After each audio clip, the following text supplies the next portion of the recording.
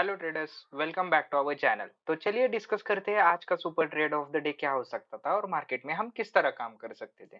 तो देखिए ट्रेडर्स, कल के प्लान ऑफ एक्शन में हमने क्या डिस्कस किया था। हमने ये डिस्कस किया था अगर मार्केट फ्लैट ओपन होता है और इस लेवल्स को ब्रेक डाउन करता है और यहाँ पे कुछ हमें रिजेक्शन लेवल्स के आसपास यहाँ पे निगेटिव कैंडल मिलता है, तो हम बेरिश साइड का एक स्कैल्प वाला ट्रेड इनिशिएट करेंगे, जिसके फर्स्ट टारगेट हम 46,000 रखेंगे और अगर उसके नीचे सस्टेन करता है तो हम 45,600 तक का टारगेट प्लान कर सकते हैं, लेकिन स्कैल्प वाली एंट्री ले सकते हैं हम यहाँ पे। लेकिन मार्केट अगर फ्लैट ओपन होती है, अपसाइड ब्रेकआउट देता है और वहां पे सस्टेन करता है, तो हम एक अपसाइड की एक बाइंग साइड का एक ट्रेड इनिशिएट कर सकते हैं। देखते हैं 5 मिनट टाइम फ्रेम पे हम कहाँ पे एक अच्छे आरआर के साथ एक अच्छा ट्रेड इनिशिएट कर सकते थे मार्केट में। तो देखिए ट्रेडर्स, मार्केट ने क्या किया, यहाँ पे एक फ्लैट टू निगेटिव ओपनिंग देते हुए यहाँ पे मार्केट ने एक यहाँ पे सस्टेन करते हुए यहाँ पे पिछले वाले लेवल्स को ब्रेक नहीं कर दिया। ओके, तो हमारे बेरिश ट्रेड की तो एंट्री हो नहीं सकती, क्योंकि यहाँ पे मार्केट रिजेक्शन लेवल के नीचे भी नहीं आ रहा और यहाँ पे कुछ निगेटिव पैटर्न भी नहीं बन रहा। मार्केट ने क्या किया, मार्केट ने एक अगेन एक यहाँ से जर्क वाले अपसाइड मोमेंटम दे दी। ओके, कल इस लेवल्स के आसपास मार्केट ने मल्टीपल टाइम रेजिस्टेंस लिया था, जो कि परसों के टाइम भी मार्केट ने इस लेवल्स के आसपास रेजिस्टेंस। इसका मतलब क्या है, ये अभी मल्टीपल टाइम टेस्टेड है, अब ये ब्रेक होने के चांसेस है। मार्केट ने क्या किया, मार्केट ने एक अप मोमेंटम देने के बाद मार्केट ने एक डिप लगाया। ओके, डिप लगाने के बाद ये जो आवरली टाइम फ्रेम पे हमने कल ट्रेंड लाइन लगाई थी, इस ट्रेंड लाइन के ऊपर मार्केट यहाँ पे सस्टेन कर रहा है। तो इस लेवल्स के आसपास ये दोजी बनने के बाद मार्केट ने एक पॉजिटिव कैंडल बनाई, फिर निगेटिव कैंडल बनाई, फिर एक अपसाइड कैंडल बनाई। तो यहाँ पे हम एक बुलिशनेस देखता है मार्केट में हमें, तो यहाँ पे एक ट्रेड इनिशिएट कर सकते हैं, जिसका एसएल हम पहले तो ये प्लान करेंगे और ये अप मोमेंटम के बाद हम ये भी एसएल प्लान कर सकते हैं। ओके, यहाँ हम एक बाइंग का ट्रेड इनिशिएट कर सकते हैं, लेकिन क्या सिर्फ इस लेवल पे हम एक एक ही कंफर्मेशन के साथ हम ट्रेड इनिशिएट नहीं करेंगे, हम मल्टीपल कंफर्मेशन लिखते हैं। तो चलिए देखते हैं 10:05 में हमें ओआई डेटा यहाँ पे क्या दिखा रहा था। ये देखिए ट्रेडर्स, बैंक निफ्टी का ये ये 10:05 में यहाँ पे आपको नजर आ रहा होगा कि यहाँ पे पुट राइटिंग बढ़ रही है। ये दिख रहा है मार्केट में आपको, ये देखिए यहाँ पे पुट राइटिंग ज्यादा हो रही है कंपेरेटिव टू कॉल राइटिंग। इसका मतलब क्या, मार्केट साइडवेज टू बुलिश जा सकता है, क्योंकि पुट राइटिंग ज्यादा हो रही है और 45,000 46,500 के लेवल पे ही ज्यादा हो रही है और मार्केट उस लेवल के ऊपर सस्टेन कर रहा है। तो हम यहाँ पे एक बाइंग का ट्रेड इनिशिएट कर सकते हैं, जिसका पहला रीजन तो ये होगा कि मार्केट यहाँ पे नीचे के लेवल्स को ब्रेक करके सस्टेन नहीं कर रहा और यहाँ से शार्प रिजेक्शन आ रहा है। सेकंड, यहाँ पे हमें कुछ बुलिश पैटर्न फॉर्म मिला, जिसका दोजी पर भी हम ट्रेड ले सकते हैं, लेकिन एक ट्रेंड लाइन थी, इसके ऊपर मार्केट सस्टेन करने देते फिर ट्रेड ले सकते हैं। इसका मतलब हम इस लेवल्स के आसपास एक ट्रेड इनिशिएट कर सकते थे।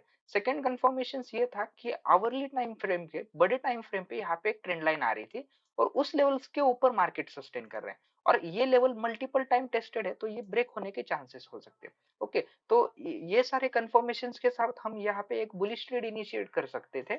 ओके, जिसका फर्स्ट टारगेट तो हमने ये प्लान किया था, लेकिन मार्केट अगर इसके ऊपर सस्टेन करता है तो हम ट्रेलिंग के साथ जाएंगे। तो देखिए ट्रेडर्स, ये दो कैंडल बनने के बाद हमें कॉन्फिडेंस आना चाहिए कि मार्केट ने क्या किया, मार्केट ने एक बहुत जोर से यहाँ पे लोगों की एसएल भी काटे और एक अपसाइड जर्क मोमेंटम दिए। तो हम क्या कर सकते हैं, हम ये जो रेजिस्टेंस है इसके नीचे अगर कैंडल कोई क्लोज करता है तो हम यहाँ पे एसएल के साथ ट्रेल एसएल के साथ निकाल सके।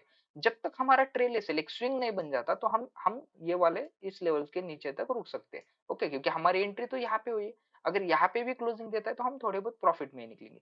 मार्केट ने क्या किया, मार्केट यहाँ से नीचे आया और यहाँ पे ऊपर, मतलब ये स्विंग बनाया मार्केट ने, तो हम अपना ट्रेल एसएल अब यहाँ पे लगा सकते हैं, बाद में इस लेवल्स के ऊपर जाके यहाँ पे एक स्विंग। तो मैं क्यों बोल रहा हूँ कि हम 47,000 के ऊपर, हमने क्या डिस्कस किया था, जब तक मार्केट 47,000 के ऊपर सस्टेन नहीं करता तब तक हम बड़े टारगेट्स के लिए प्लान नहीं करेंगे। लेकिन ट्रेडर्स यहाँ देखिए, मार्केट ने क्या किया, मार्केट ने एक जर्क मोमेंटम दिया। इसका मतलब क्या, अब मार्केट यहाँ पे थोड़ा सा हॉल्ट करेगा तो हम रुक सकते हैं, क्योंकि ऑलरेडी हमें बहुत बड़ा प्रॉफिट मिल गया।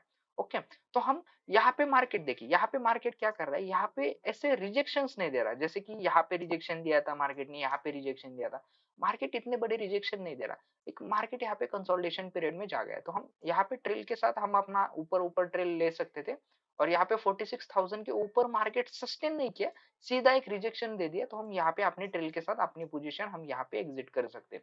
तो हमने एंट्री पॉइंट यहाँ पे मल्टीपल कंफर्मेशन के साथ लिया।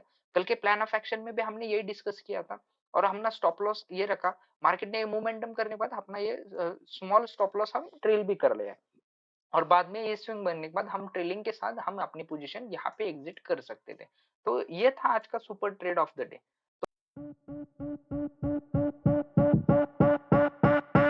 तो चलिए देखते हैं ट्रेडर्स कल का प्लान ऑफ एक्शन क्या होना चाहिए।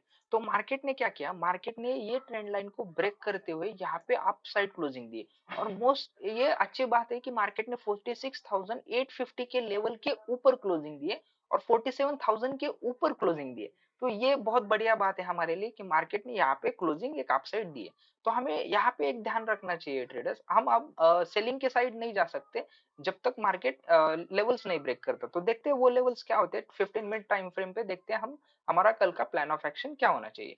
तो मार्केट ने अभी क्या किया है ट्रेडर्स, ये देखिए ट्रेडर्स, मार्केट अगर फ्लैट ओपन होता है कल, फ्लैट ओपन होने के बाद 47,000 के ऊपर सस्टेन करता है यहाँ पे कहीं और यहाँ पे कुछ बुलिशनेस शो करता है, तो हम यहाँ पे एक बुलिश ट्रेड इनिशिएट कर सकते हैं।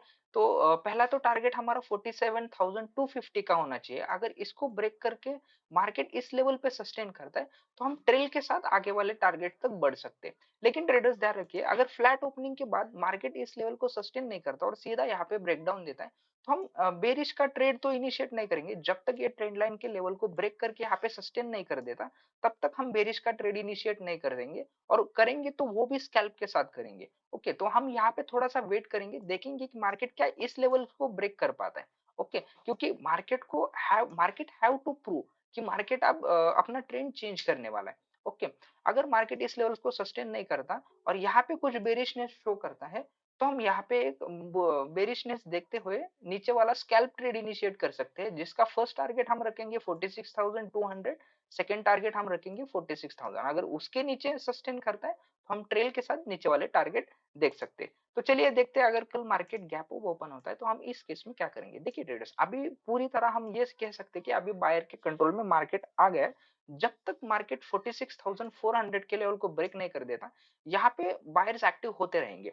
अगर मार्केट कल 47,500 के लेवल्स के आसपास का ही ओपन होता है तो चांसेस है कि मार्केट पहले एक गैप फिलअप कर सकता है। तो यहाँ पे हम स्कैल्प वाला एक सेल साइड का ट्रेड इनिशिएट कर सकते हैं, लेकिन यहाँ पे स्कैल्प वाला ही ट्रेड इनिशिएट कर सकेंगे क्योंकि उसका गैप फिलिंग के रीजन, क्योंकि यहाँ पे मार्केट आज थोड़ा स्ट्रेच हुआ है। अगर कल बड़ा गैप अप ओपन होता है, यहाँ पे कुछ बेरिशनेस शो करता है, तो हम गैप फिलिंग का एक टारगेट रखते हुए स्कैल्प वाला बेरिश ट्रेड इनिशिएट कर सकते हैं। लेकिन गैप अप होने के बाद भी मार्केट अगर 47,500 400 के लेवल के ऊपर सस्टेन करता है और यहाँ पे कुछ सपोर्ट लेवल के आसपास, इस लेवल के आसपास या राउंड लेवल के आसपास हमें कुछ बुलिशनेस शो करता है, तो हम ऊपर वाले टारगेट के लिए यहाँ पे एक प्लान कर सकते हैं। लेकिन अगर गैप ओपन होने के बाद ऊपर सस्टेन करता है तो हम स्कैल्प वाले हिसाब से ही जाएंगे और ट्रेल करते हुए हम बड़े टारगेट के लिए प्लान कर सकते हैं। तो चलिए ट्रेडर्स देखते हैं अगर कल मार्केट गैप डाउन ओपन होता है तो हम यहाँ पे किस तरह मार्केट में काम कर सकते थे।